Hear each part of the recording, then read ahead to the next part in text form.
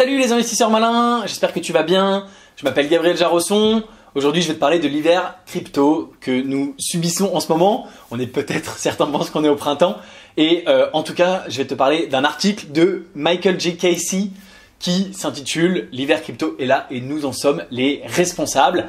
Avant de commencer, si c'est ta première fois ici, ou si c'est ta deuxième fois ici, si c'est ta troisième fois ici, si tu n'es pas abonné, eh bien je t'invite à cliquer sur le gros bouton rouge s'abonner juste en dessous de cette vidéo pour t'abonner à la chaîne YouTube Léonis, rejoindre plusieurs milliers d'investisseurs malins et ne rater aucune de mes vidéos.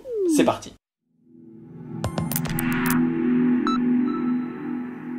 Il s'agit donc d'un article de Michael J. Casey que j'ai ici sous les yeux sur la gauche, qui est sur le site Coindesk, et je me suis permis de faire une petite traduction en français puisque je sais que malheureusement, tout le monde ne parle pas anglais. C'est un article écrit bien sûr en anglais. Comme je fais mes vidéos en français et que je voulais en grande partie lire cet article puisque j'ai finalement pas grand chose à rajouter tellement il est bien écrit et intéressant et intelligent, j'ai fait une traduction et on va lire ça ensemble. C'est une traduction relativement rapide, il y a quelques approximations, je me suis pas amusé, déjà je suis pas traducteur évidemment, puis je me suis pas amusé à, j'aurais pu prendre plus de temps mais je voulais pas passer non plus 2 heures à le traduire. Si par ailleurs tu parles l'anglais, tu peux bien sûr aller voir cet article sur le site de Coindesk, donc il s'appelle en anglais Crypto Winter is here and we only have ourselves to blame. Il a été publié le 3 décembre hier et il a été notamment retweeté par Vitalik Buterin, le fondateur d'Ethereum, et par un certain nombre de personnes dans la communauté, donc il a eu beaucoup de succès. Alors Michael J. Casey, si tu ne le connais pas, c'est le chairman de Coindesk, du Coindesk Advisory Board, Coindesk étant ce journal qui est un des sites internet et médias les plus influents dans le monde de la crypto, et il est également senior advisor de la recherche blockchain au MIT, donc assez cool. Voilà donc pour ce qui est de ce Michael J. Casey, et voilà ce qu'il écrit. Donc on va partir sur la droite. Donc j'ai un ami qui a fait une fortune considérable grâce au Bitcoin. Il fait partie de ces passionnés qui transmettent avec bonheur la crypto-monnaie à d'autres dans le but de généraliser l'adoption, notamment hands out. Donc en fait il offre gratuitement de la crypto, donc ça fait partie des premières erreurs des traductions, enfin erreur en tout cas rapidité. Il donne de la crypto, il donne du Bitcoin à d'autres personnes. Tout cela est super. Cependant, une chose m'a toujours exaspéré, il se vante, surtout l'année dernière, il se vantait de répandre la croyance dans le Bitcoin parce que la petite quantité qu'il avait distribuée à des personnes aléatoires au fil des années valait maintenant X fois plus en dollars. Il a adoré, dit-il, quand les gens l'appelèrent pour le remercier. Donc effectivement, il a dû donner un Bitcoin à des gens qu'il rencontrait au hasard en 2013-2014, quand ça valait quelques centimes. Effectivement, quand un Bitcoin vaut 19 000 $, t'es bien content de l'avoir gardé et t'appelles la personne qui te l'a donné.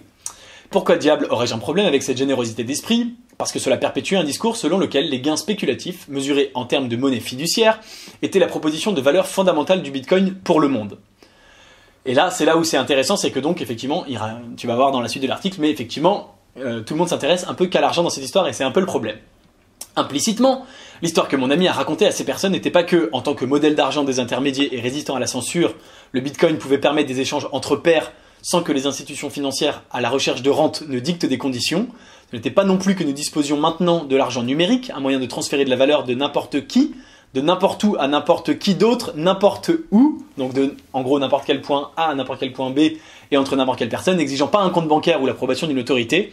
Le message sous-jacent n'était pas que le Bitcoin est le premier actif numérique, une représentation de la valeur qui peut vivre sur Internet sans risque de réplication ou de contrefaçon, non plus que nous disposions d'un système de tenue de registre immuable, le premier de l'histoire que personne au pouvoir ne puisse modifier. Effectivement, tout ça, c'est la vraie proposition de valeur du Bitcoin. C'est beau de lire tout ça. Non, son histoire était tout simplement que si vous vous accrochiez à cette chose, sans vous occuper de comprendre ce que c'était, cette chose étant le Bitcoin qui t'a donné, vous deviendrez aussi riche que moi. Très mal traduit ici, mais vous deviendrez aussi riche que moi. Mon ami n'est pas le seul, bien sûr. L'année dernière, une bulle des marchés insensée, non seulement en Bitcoin, mais également d'innombrables autres crypto-monnaies, a favorisé une manie collective dans le monde entier, et le langage To the Moon ou When Lambo qui est apparu. À nouveau, la traduction n'est pas ouf, mais on va retrouver ça. Je l'ai mal écrit. Lambo. Voilà, l'état d'esprit s'est répandu partout. Il n'y a pas de majuscule ici. L'état d'esprit de To the Moon s'est répandu partout. Il a même trouvé sa place dans le grand public. Et bien sûr, c'est aussi là le problème, c'est que quand tout le monde s'est tourné vers le Bitcoin, on est arrivé sur une bulle vraiment spéculative où les gens étaient là que pour gagner de l'argent et pas pour la technologie qui était derrière. Je n'oublierai jamais une amie qui n'avait prêté aucune attention à la crypto auparavant, me demandant dans quelle crypto elle devait acheter. Après l'avoir averti qu'elle ne devrait pas vraiment faire cela, j'ai néanmoins commencé à expliquer pourquoi j'avais un intérêt intellectuel non investisseur dans les cryptos résistantes aux ASIC. C'est les ASIC Resistant Coins, donc c'est un type de... ça a à voir avec la façon de les miner. Un truc effectivement relativement technique. Elle a répondu, je comprends rien à ça, dis-moi simplement quoi acheter. Cette manif fabriquait des passionnés de crypto partout, ils ont favorisé une confiance aveugle dans le contact Midas de leur industrie. Donc ça c'est très mal traduit à nouveau, mais Midas c'est tout ce qui se transforme, se touche en or.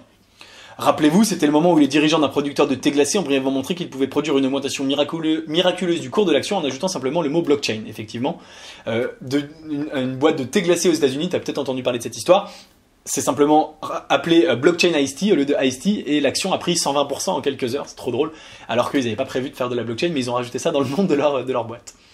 Pour une communauté qui aime déclarer que vous pouvez faire confiance à la crypto car contrairement à la monnaie fiduciaire, elle est soutenue non pas par des personnes insipides, mais par des mathématiques solides, cet encouragement à la pensée magique est plutôt hypocrite. Effectivement, je suis tout à fait d'accord, c'est marrant, mais ça me fait plaisir qu'il le souligne. Maintenant que la bulle a bel et bien éclaté, il est temps de bannir la mentalité vaudou. Et notamment, j'en profite pour renchérir, si on pouvait aussi bannir la mentalité de l'analyse graphique pour prédire si le marché va monter ou descendre, qui n'a aucun sens, ça me ferait très plaisir.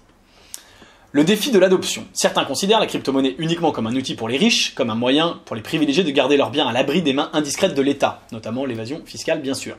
Si je découvre finalement qu'ils ont raison, que c'est tout ce que cela peut être, j'arrêterai la crypto. Pour le moment, cependant, je considère toujours cette technologie comme un outil populaire et je pense donc qu'elle ne peut réussir que par une adoption massive.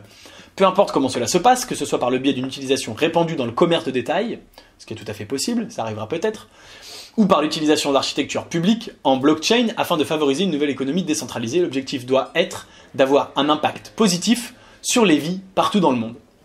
Malheureusement, je pense que nous avons fait reculer cet objectif de manière drastique. C'est là où cet article, je le trouve extrêmement intéressant. Nous avons réussi à nuire énormément à l'acceptation de la technologie par le public et à sa confiance. Ce n'est pas irréparable, mais on peut dire que nous avons un problème lorsque le grand public assimile maintenant crypto avec bulle, escroquerie et perte. Cette correction de prix pourrait bien imiter celle qui a suivi la bulle de fin 2013, une interruption de 2 ans suivie d'un rebond en 2016 qui nous a mené à des sommets toujours plus élevés en 2017. Mais le risque est que le ralentissement de 2018 ait porté un préjudice plus durable à la confiance du public qu'en 2014. Effectivement, il y a beaucoup plus de gens qui sont au courant de la blockchain aujourd'hui, mais il y a aussi beaucoup plus de gens qui n'y croient pas, qui pensent que c'est une arnaque, etc., etc.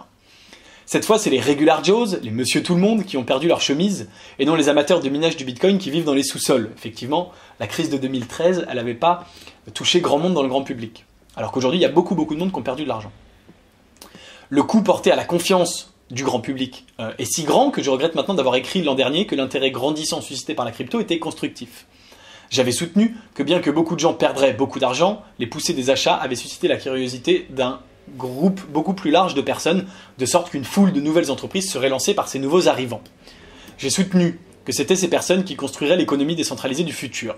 Maintenant, bien que je sois encouragé quand je constate que de nombreux innovateurs nouveaux sur le marché sont toujours au travail, je ne pense pas avoir suffisamment expliqué l'effet sociétal durable de tant d'autres qui perdent leur chemise, donc qui perdent leur argent, bien sûr.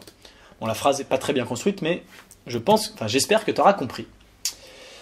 Ça me paraît être à peu près du français quand même. Les publications en colère sur Twitter, ayant été compilées dans ce feed, sont probablement représentatives des sentiments des masses. Et donc, on a effectivement ici ce feed Twitter, qui est assez incroyable, de tous ces gens qui disent I'm capitulating, fuck you, I lost all my money, fuck crypto, I'm out of crypto, probably won't trade again, fuck you Bitcoin, you have ruined my year. Des gens qui disent j'ai perdu tout mon argent, why the fuck did I ever get into this fucking shithole, ça fait beaucoup de fuck, hein. Excusez-moi, je ne fais que lire, etc., etc. Crypto is dead, blablabla. Donc effectivement, beaucoup de gens qui ont capitulé, qui ont arrêté, qui ont rendu l'âme, qui étaient pourtant des gens qui potentiellement avaient déjà investi, donc même pas forcément, des gens qui étaient plutôt favorables a priori dans un premier temps. Reconstruire la confiance. Le Bitcoin est maintenant en baisse d'environ 75% par rapport à ses sommets, l'Ether d'environ 90%, et la capitalisation boursière totale est de 80% plus basse du maximum. Un tel effondrement brutal nuira grandement à la confiance dans les secteurs. Quelles sont les conséquences de cette perte de confiance ? Cela signifie qu'un critique radical comme Nouriel Roubini est désormais légitimé dans l'esprit des gens, indépendamment de sa vision simpliste et statique du développement en cours de la technologie. Je dois avouer que cette phrase en particulier m'a particulièrement fait plaisir quand même, puisque tu le sais peut-être, j'ai récemment fait une vidéo où je critiquais très vivement un article de Nouriel Roubini où il s'attaquait à la blockchain dans Les Échos. Tu peux retrouver sur la vidéo sur ma chaîne qui s'appelle « La grande escroquerie de la blockchain » puisque c'était le titre de l'article de Nouriel Roubini. Donc visiblement, lui aussi, il pense que Nouriel Roubini n'a pas tout compris à la blockchain. Bon, on est au moins deux.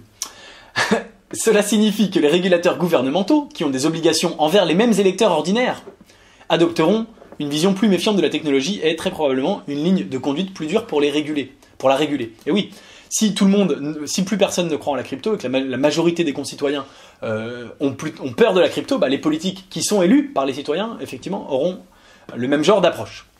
Pour les startups crypto, cela les exclura encore davantage des marchés, rendra encore plus difficile l'obtention des comptes bancaires, qui leur imposera des charges de conformité plus lourdes. On est presque au bout.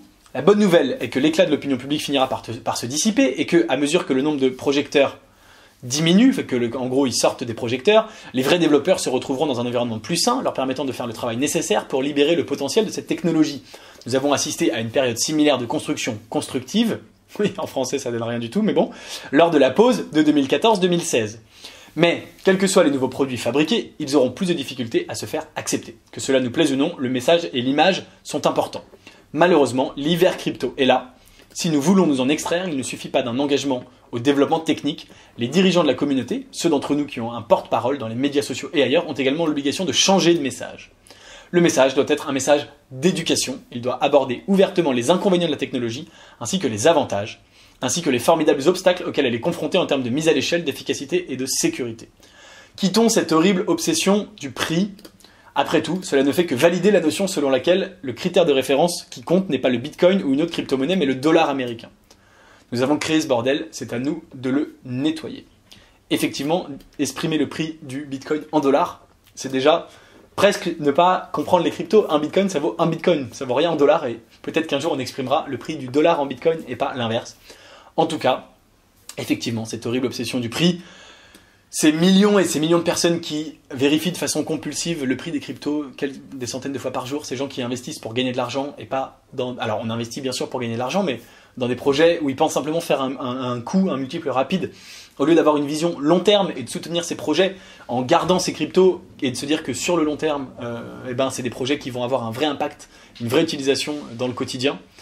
Tout ça, c'est des choses dont on n'a plus besoin. Donc voilà cet article, je l'ai lu là il y a quelques minutes, je l'ai trouvé extraordinaire, je me suis dit mais c'est dingue, il faut que je fasse une vidéo. Donc voilà, je l'ai faite en français. Tu retrouves donc l'article ici, je vais aussi te le mettre en commentaire. En anglais si tu le souhaites, mais voilà, j'ai espéré t'avoir donné une vision en français. Évidemment, dis-moi ce que tu en penses en commentaire, je suis évidemment très intéressé d'avoir ton avis, ta réaction, ton opinion, d'accord, pas d'accord. Si cette vidéo t'a plu, si t'es arrivé jusqu'ici, bien sûr mets-moi un like, et puis si c'est toujours pas le cas, bien évidemment abonne-toi à la chaîne YouTube Léonis. Si tu veux connaître mes investissements crypto personnels, bien tu peux rejoindre le club privé Léonis Crypto Mastermind, le lien est en description. Et je te dis à très vite pour une prochaine vidéo. Ciao. Salut! Tu sais que si tu cliques sur le gros bouton juste là, le Bitcoin va automatiquement monter de 1%. Et oui, c'est prouvé, ça a été scientifiquement démontré. Si tu cliques pour t'abonner à la chaîne YouTube Léonis, le Bitcoin prend instantanément 1%. T'es encore là? Vas-y, fais-le!